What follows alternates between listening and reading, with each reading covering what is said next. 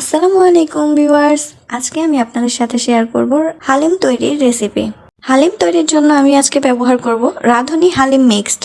প্রথমেই ফুটন্ত গরম পানিতে হালিম মিশ্রণটি ঢেলে আধা ঘন্টা রেস্টে রেখে দেব। আজকে আমি গরুর চর্বি দিয়ে হালিম রান্না করব, তাই আগে গরুর চর্বি রান্নার প্রসেসিং করে নিচ্ছি। সসপ্যানের ভিতরে তেল, লবণ ও পেঁয়াজ কুচি দিয়ে ভালোভাবে নেড়েচেড়ে ব্রাউন কালার করে নেব। ব্রাউন কালার চলে আসলে এর মধ্যে রসুন বাটা এবং আদা বাটা দিয়ে আবারও ভেজে নেব। এবারে সামান্য পানি দিয়ে এর মধ্যে জিরার গুঁড়ি ও হলুদ, মরিচ দিয়ে ভালোভাবে নেড়েচেড়ে নেব। তেজপাতা, দারচিনি ও এলাচ দিয়ে দিচ্ছি।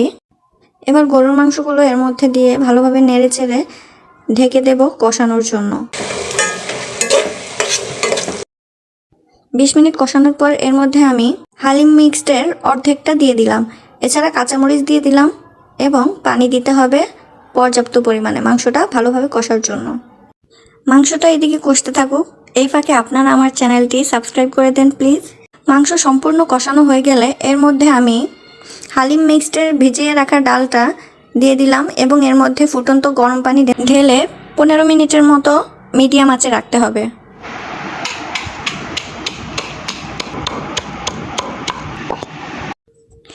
এবারে আমি হালিমটা পরিবেশন করে নিচ্ছি।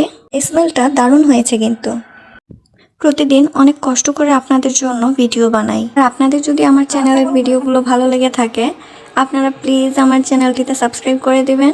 ধন্যবাদ এতক্ষণ সাথে থাকার জন্য।